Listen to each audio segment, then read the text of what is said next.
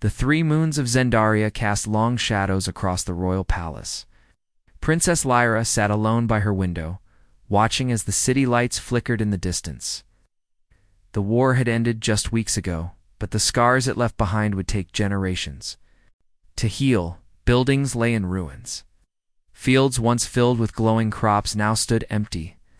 But worse than all this was the hole in Lyra's heart, where Lada had been. Lyra's skin shimmered slightly as she picked up a small crystal figurine from her bedside table. Lada had given it to her on her 20th birthday. To remind you that even the hardest substances can be shaped into something beautiful. Her handmaid had said with that gentle smile that always made Lyra feel like everything would be okay. But everything was not okay. Ilara was gone, Your Highness. Soft knock at the door interrupted her thoughts. The council is waiting, Lyra sighed, placing the figurine down carefully. Tell them I'll be there shortly. Her voice sounded hollow, even to her own ears. Council meeting dragged on as old generals and advisors argued about reconstruction plans and peace terms with the humans. Lyra barely listened. These were the same people who had pushed for war 20 years ago, who had called humans savages and animals. Now they talked about peace as if they'd wanted it all along. Princess Lyra, your input would be valuable. Here, said General Vex, his scaled brow furrowing. The human delegation has requested permission to establish an outpost near the capital, a gesture of goodwill, they claim. Lyra looked up from the table. What would Alara advise? She asked.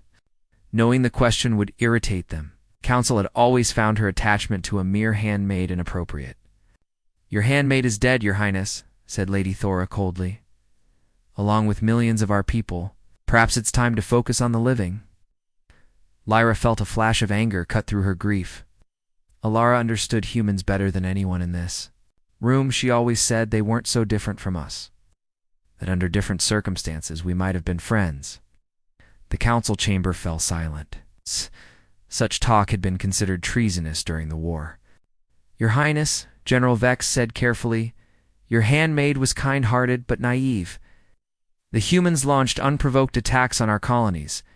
They called us insects and monsters in their propaganda. They killed without mercy.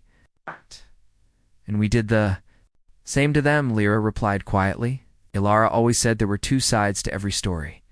After the meeting, Lyra walked through the palace gardens, now half destroyed from bombing. A few gardeners worked silently, trying to save plants that had survived. In the distance, she could see the city's center where the final battle had taken place. Where Alara had last been seen, helping evacuate children from the royal school. I should have ordered her to stay in the bunker, Lyra whispered to herself. I should have protected her. But Alara had always been stubborn. My place is with those who need help, she'd said before slipping out during the chaos. That was the last time Lyra had seen her. On the other side of the city, Commander Jack Reeves stared at the ceiling of his temporary quarters. The human military base had been hastily constructed after the ceasefire, a collection of prefabricated buildings arranged in neat rows. Outside, soldiers moved about their duties, their voices carrying through the thin walls. Laughter, relief, the war was over. They'd survived. Jack hadn't slept properly in weeks. Every time he closed his eyes, he saw her. The alien woman in the blue robes, helping children onto transport vehicles as buildings burned around them. He'd been clearing structures, following orders to neutralize any potential threats. In the smoke and chaos, he'd rounded a corner and fired before fully processing. What he was seeing? Her eyes. That was what haunted him most. It's not insect-like at all, despite what training manuals described. They were large and expressive, filled with shock and something else. Recognition? Understanding? In his nightmares, those eyes stared at him as she fell, her blue robes darkening with blood that wasn't so different from his own. A knock on his door jolted him from his thoughts. Commander. Captain Huang wants everyone at the briefing in 10, called a young soldier. I'll be there, Jack replied, sitting up and rubbing his face. He needed to pull himself together. The war was over. He was one of the lucky ones. He was going home. The briefing room was crowded with officers discussing the new peace terms. Jack found a seat in the back, nodding to fellow soldiers as he passed. "The princess has approved our request for an outpost," Captain Huang announced. "It's a major step forward. We'll need volunteers to stay on as part of the diplomatic team." Listened as Huang outlined the mission: building trust, establishing communication protocols, learning more about Xandarian culture. All the things they should have done 20 years ago, instead of rushing to war after the first contact disaster. "I heard the princess is still upset about her servant who died in the final assault," someone whispered nearby. "Apparently she was like family to her." Jack felt his stomach tighten. He'd killed many enemy combatants during the war. But the woman in blue was different. She'd been unarmed, a civilian helping children. After the briefing, Captain Huang caught up with him in the corridor. "Reeves, you've been quiet. Everything okay?" Jack forced a smile. "Just tired, sir. Processing everything." Huang nodded understandingly. "It's a lot to take in. Listen, I've put your name down for the diplomatic team. Your background in xenobiology makes you a good fit, and frankly, we need people who can see the Xandarians as more than the enemy." "Sir, I'm not sure I'm the right person for this," Jack said, thinking of the woman in blue, of his nightmares. "You're exactly the right person," Huang insisted. "You never bought into the Dalianization propaganda. You questioned things others didn't. That's what we need now." Jack wanted to laugh at the irony. If Huang only knew. Later, Jack walked to the edge of the base where he could see the royal palace glittering in the distance. The 3 moons of Xandaria hung low in the sky, casting everything in an eerie, beautiful light. He'd studied this planet for years before ever setting foot on it, learning about its unique ecosystem, its people. In another life, he might have come here as a scientist, not a soldier.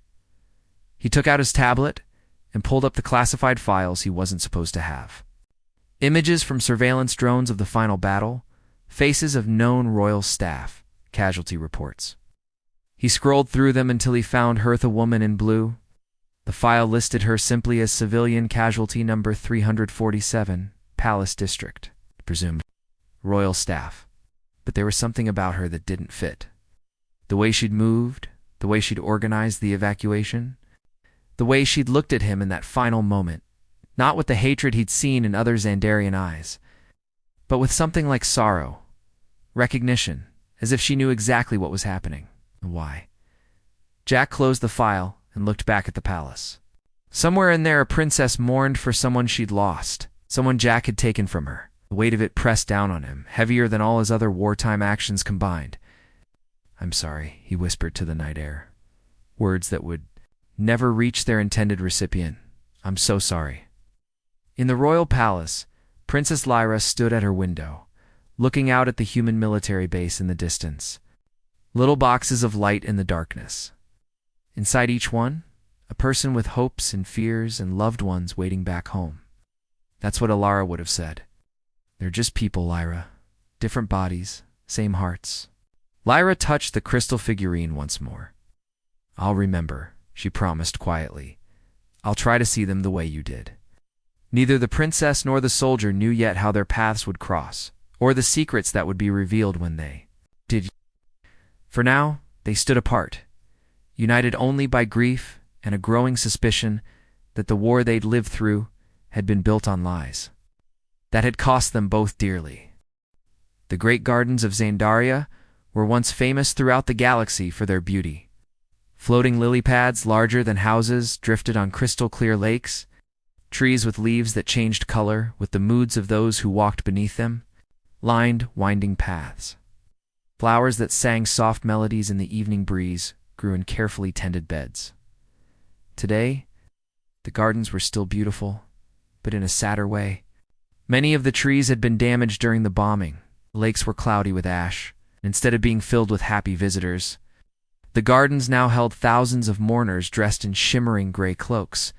Princess Lyra moved slowly through the crowd, her guards keeping a respectful distance. People bowed as she passed, their faces solemn. She nodded in return, but her mind was elsewhere. The ceremony felt wrong. All these people pretending the war had been noble, that they're loved. Ones had died for a worthy cause. "The southeast garden is ready for the royal family," whispered an attendant, guiding her toward a section where her brother, Prince Turan, already waited. "Thank you," Lyra said automatically.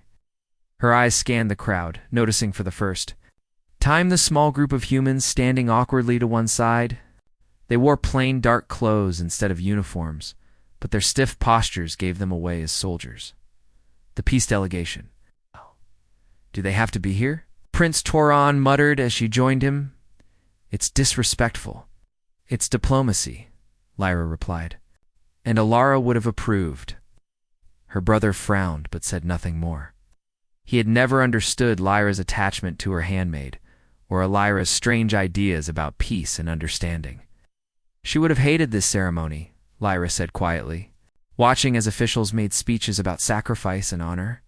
All this posturing about glory and duty, while the generals who pushed for this war stand unscathed. Turan glanced at her. "Dare be careful what you say, sister. The war may be over, but speaking against it is still dangerous." "Dangerous to whom?" "The people who profited from it. The leaders who sent others to die while they stayed safe in bunkers." Lyra felt anger rising in her throat. Alara was right about everything, and they silenced her at every turn. "Alara was a servant who forgot her place," Turan said, then immediately looked regretful. "I'm sorry. That was cruel. I know you cared for her, but Lyra, you're the heir now. You need to be careful." Lyra turned away from her brother. He didn't understand. No one did. Alara had been more than a servant or even a friend. She had been the voice of reason and compassion in a world bent on destruction. And now that voice was gone. Commander Jack. Reeves stood uncomfortably with the other human representatives, listening to the translated speeches through his earpiece. Captain Huang had insisted he come, saying they needed officers who showed cultural sensitivity. Jack suspected it was really about showing their faces, proving humans could be respectful. "They're more like us than we thought," remarked Lieutenant Chen beside him. "Who would have believed bugs could cry?" Jack winced at the slur. "They're not bugs, they're people." He'd been researching Zendarian culture since the ceasefire, driven by a need to understand the woman he'd killed. The more he learned, the more his certainty about the righteousness of Earth's cause crumbled. "Still weird-looking," Chen shrugged. "All that shimmery skin and those extra fingers." Jack didn't bother responding. He'd heard these comments throughout the war, how the Zendarians were less than human, how their differences made them somehow deserving of destruction. He'd never fully bought into it, but he'd gone along, following orders, fighting the good fight, till that moment in the Palace District, when he'd seen the humanity in an alien's eyes as she died by his hand, as the ceremony continued. Jack found himself scanning the crowd, watching how the Zendarians comforted each other. They touched foreheads instead of hugging. They hummed soft tones instead of speaking. But the grief on their faces was unmistakably the same as what he'd seen at military funerals back on Earth. "That's the princess," Chen whispered, nodding toward a slender figure in pale gray moving through the crowd. "Apparently, she's taking it pretty hard." Lost someone close to her. Jack felt a chill run down his spine as he focused on the princess. She moved with a grace that seemed at odds with her obvious grief.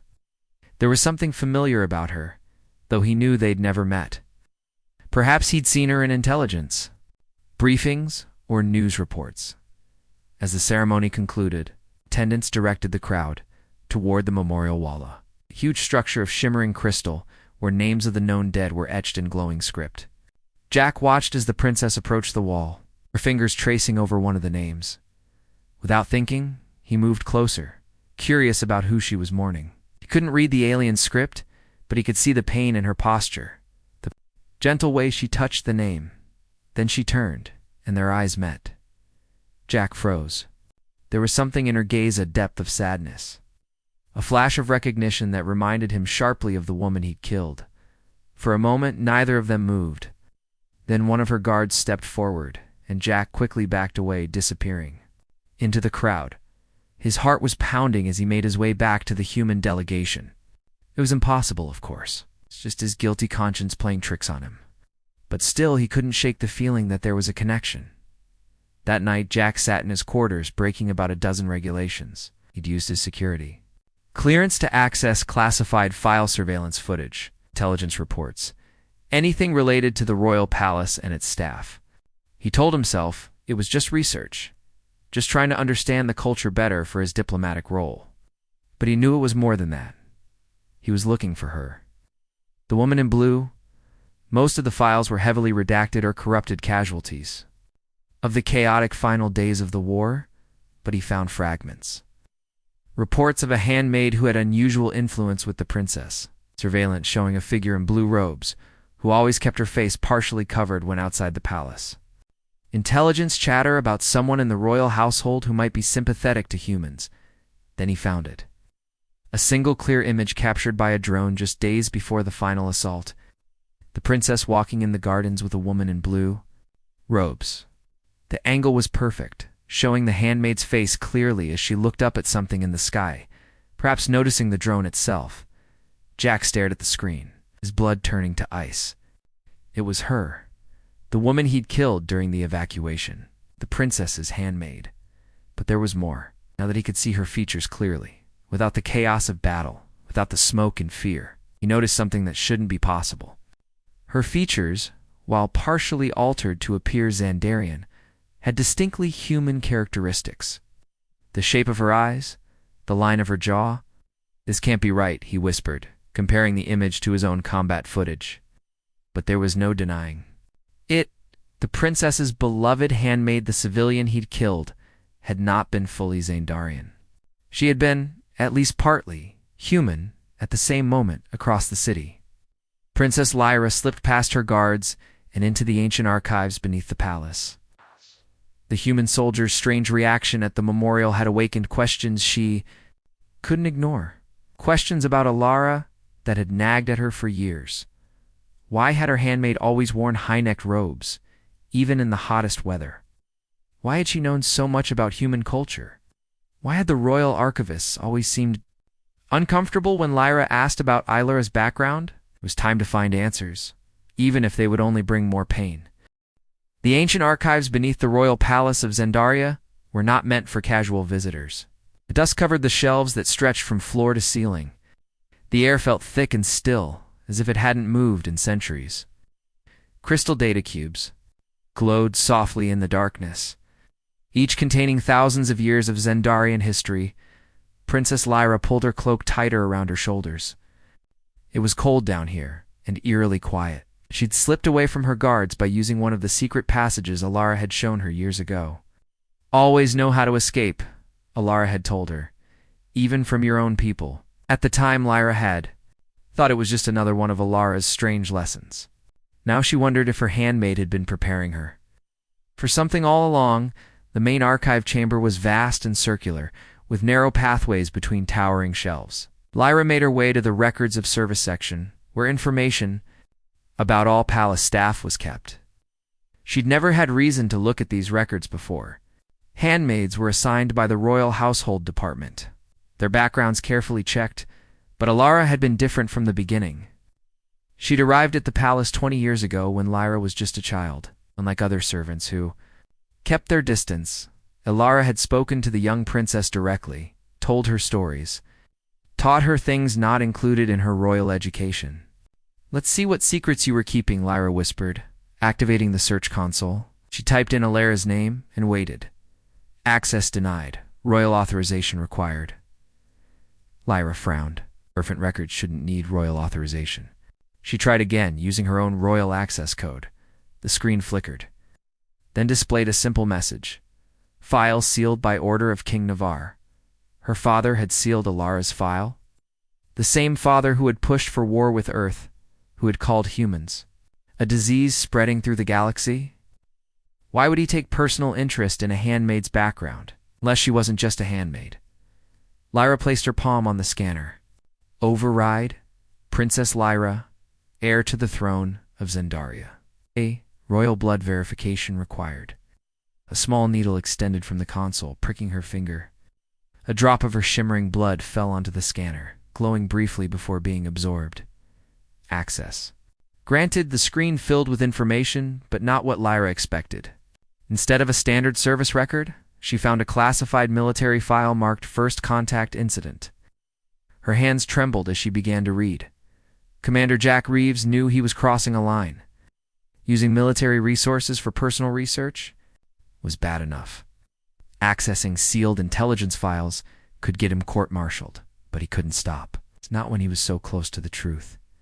He sat in the secure communications room of the human base, supposedly reviewing diplomatic protocols. Instead, he was digging through the most classified documents about the start of the war, the incident that had sparked 20 years of bloodshed. Everyone knew the official story. Earth's first diplomatic mission to Zendaria had ended in tragedy. The Zendarians had executed the human ambassadors, proving they couldn't be trusted. War had been the only option, but as Jack dug deeper, he found troubling inconsistencies. The mission included 12 people: diplomats, scientists, and security personnel. Official records listed all 12 as deceased, but internal military communications from that time mentioned only 11 confirmed deaths.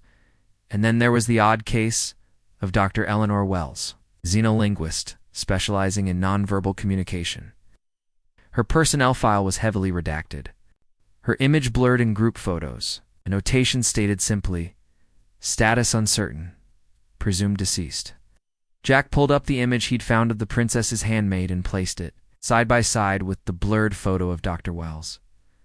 The quality was poor, but there were similarities. The shape of the face, the set of the eyes. Could it be possible?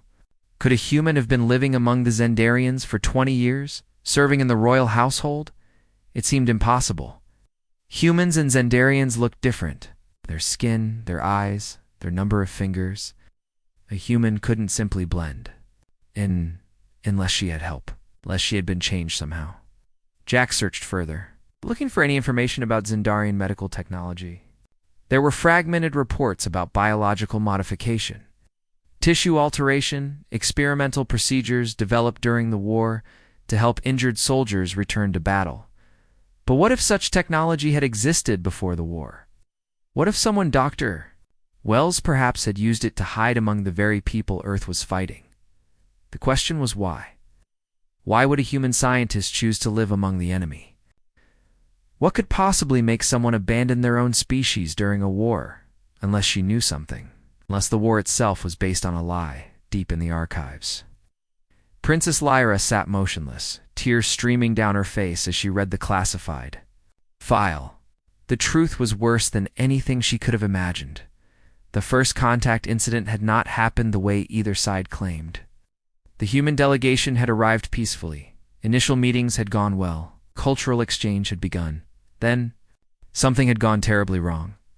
An explosion at the meeting site had killed most of the human delegation and several high-ranking Zendarian officials. Both sides blamed the other. Tensions escalated quickly, fueled by groups on both planets who had opposed contact from the beginning. But one human had survived: a woman named Eleanor Wells. She'd been found badly injured by a junior palace guard who, instead of reporting her, had brought her to a medical facility outside the capital. The guard had family who opposed the growing calls for war. Together, they'd helped heal the injured human and alter her appearance to pass as Zendarian. When it became clear that war was inevitable, they'd smuggled her into the palace as a handmaid to the young princess. Their hope was that she could somehow influence the future ruler, planting seeds of peace that might someday end the conflict. That guard had later died in the first battles of the war. But Eleanor Larray had continued her mission for 20 years, and King Navarre had known. He'd discovered her true identity when Lyra was a teenager. But instead of exposing her, he'd sealed her file and allowed her to stay. The file didn't explain why, but it included a personal note from the king: "The human stays. She is watched at all times. Her influence on my daughter may prove useful when the time comes for peace. The war cannot last forever." Lyra wiped her tears away, her mind racing. Her father, who publicly called for the destruction of humanity, had privately protected a human in his own household. And Eleanor had spent 20 years trying to build a bridge between their species, knowing she could be discovered and killed at any moment. And now she was dead, killed in the final days of a war she had tried to prevent. Killed by her own people. As Lyra gathered the courage to read further, she heard footsteps approaching in the dark archives. Someone else was down here. Someone who moved with military precision. She quickly closed the file and retreated into the shadows, her heart pounding. Who else would be searching the archives at this hour? Who else might be looking for the truth about Alara? Across the chamber, a beam of light swept across the ancient shelves. Someone with a flashlight was getting closer. Lyra pressed herself against the wall, wishing she had brought a weapon, and the light fell on a face, a human face, and Lyra had to stifle a gasp. It was him, the soldier from the memorial garden, the one who had looked at her with such strange recognition. What was he doing here? How had he gained access to the royal archives? And most importantly, what did he know about Alara? The human soldier froze when his flashlight beam caught Princess Lyra hiding in the shadows of the archive. For a long moment, neither of them moved or spoke. The only sound was the soft hum of the crystal data cubes all around them. Shouldn't be here, Lyra finally said, stepping forward. Her voice was steadier than she felt. These archives are forbidden to outsiders. The soldier lowered his flashlight but didn't turn it off. I could say the same to you, Your Highness. Sneaking around without your guards doesn't seem very royal. Despite everything, Lyra felt a flicker of surprise at his boldness. No one spoke to her that way except Alara. I'm Commander Jack Reeves, he said, perhaps realizing his mistake. I'm with the diplomatic team. Diplomatic teams don't usually break into royal archives in the middle of the night, Lyra pointed out. She studied his face in the dim light. He looked tired, with dark circles under his eyes, like someone haunted by something. What are you looking for, Commander Reeves? He hesitated, then seemed to make a decision. The same thing you are, I think. The truth about Alara. Lyra felt as if the floor had dropped away beneath her feet. How do you know that name? She whispered. Jack's expression changed to something like guilt. I recognized her. At the memorial service, when you touched her name on the wall. I recognized her because... What? He took a deep breath. Because I was there when she died. The words hung in the air between them. Lyra's mind raced to process what he was saying. This human, this soldier, had been there when Alara died. Had he tried to save her? Or you killed her, Lyra said. The realization hitting her like a physical blow. During the evacuation, you killed Alara. Jack didn't deny it. I didn't know who she was. We were told all Zendarians in the Palace District were combatants. She was helping children escape. And I... His voice broke. I've relived that moment every night since. But there's more you need to know about why this war started. About what Alara was trying to do. Lyra wanted to scream, to call the guards, to have this man thrown into the deepest prison cell on Zendaria. He had taken Alara from her. He'd destroyed the one person who had truly understood her. But Alara's voice seemed to whisper in her mind.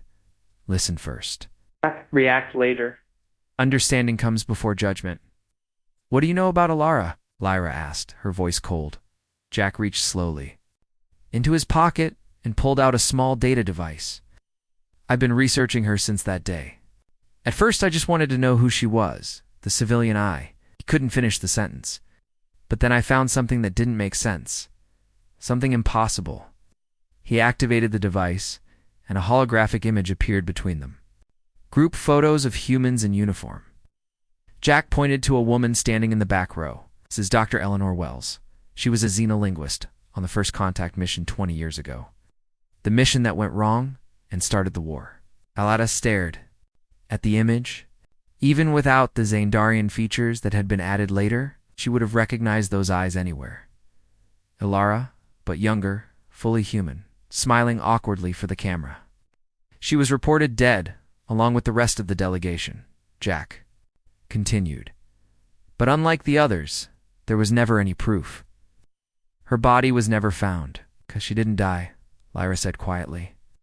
She was found injured by a palace guard who opposed the war. They changed her appearance to look Zendarian and placed her in the royal household. As my handmaid, Jack looked stunned. You knew? Not until tonight. I found her file in the archives. Lyra gestured to the console she'd been using. My father knew who she was. He discovered her identity years ago, but kept her secret. Would he do that? King Navarre was one of the strongest voices for war. Publicly, yes. But according to his private notes, he believed the war would eventually have to end. He thought Alara's influence on me might be useful when that time came. Lyra's voice was bitter. Even in this, he was playing a political game. They stood, in silence for a moment, two enemies sharing a painful truth in the darkness. There's something else, Jack finally said. Something about how the war started? The official story is a lie, Lyra finished.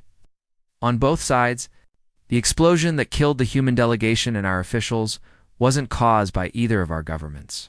According to my father's notes, there was a third party involved. Nada. Jack nodded grimly. That matches what I found in our classified files. There were corporations, powerful ones that didn't want our species to cooperate. They saw more profit in conflict than peace. And millions died because of their greed, Lyra said, anger rising in her throat.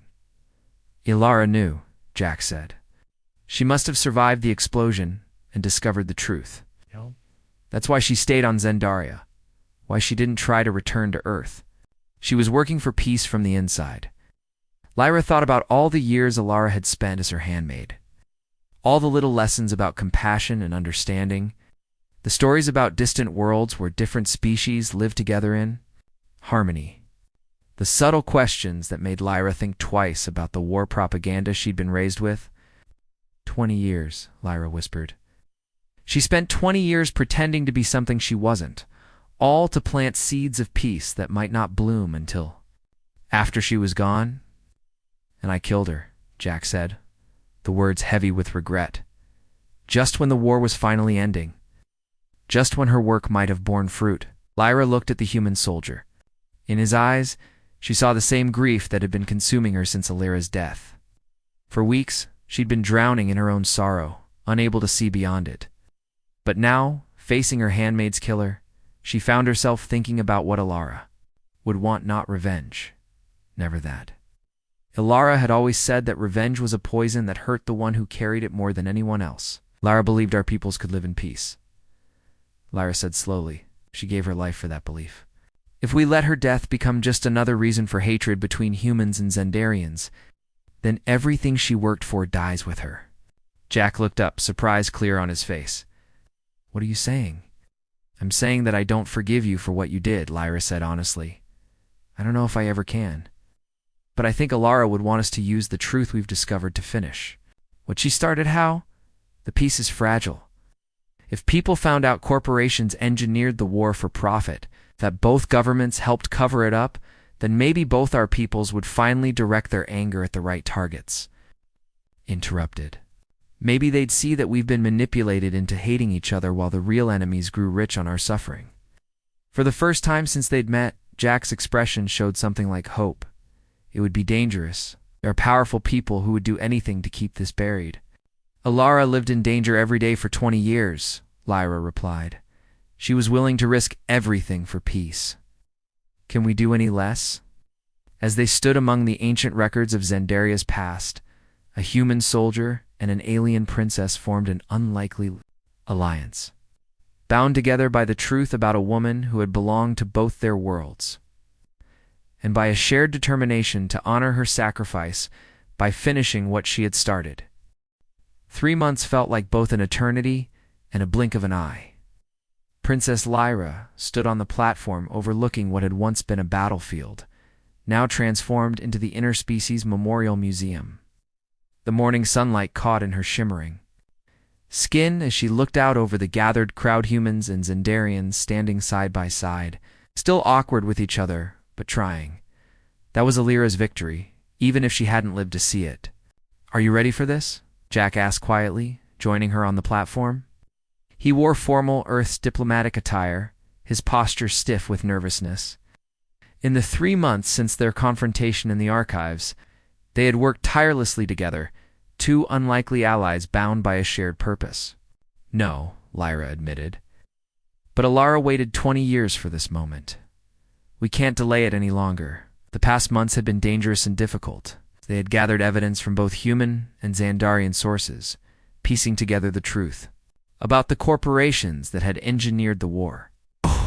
They had faced threats and assassination attempts from those who wanted the truth to stay buried.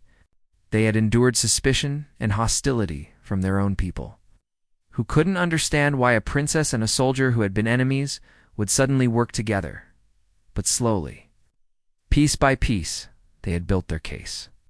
And today, they would share it with both worlds. The museum itself was their first victory. Built on the site where Alara had fallen, it housed evidence of the conspiracy that had started the war. Alongside stories of suffering and heroism from both sides, at its center stood a life-sized hologram of Alara Eleanor, compiled from Lyra's memories and recovered Earth records. The hologram alternated between her human form and her Zendarian disguise, symbolizing the bridge she had tried to build between worlds. "It's time," said an aide, approaching the platform. "The broadcast is ready to begin." Lyra nodded, taking a deep breath.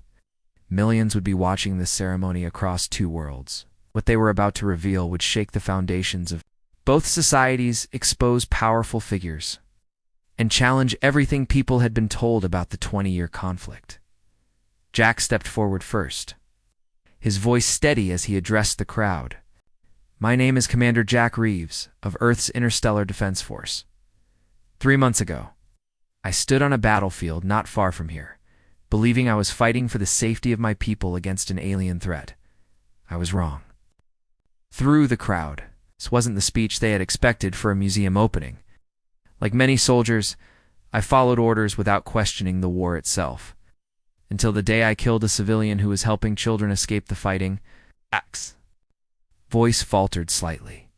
That civilian was a woman named Alara to the Zendarians.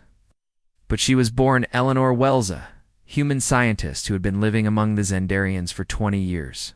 Gasps and confused voices rose from the crowd. Security guards tensed, scanning for potential threats. Lyra and Jack had known this moment would be dangerous.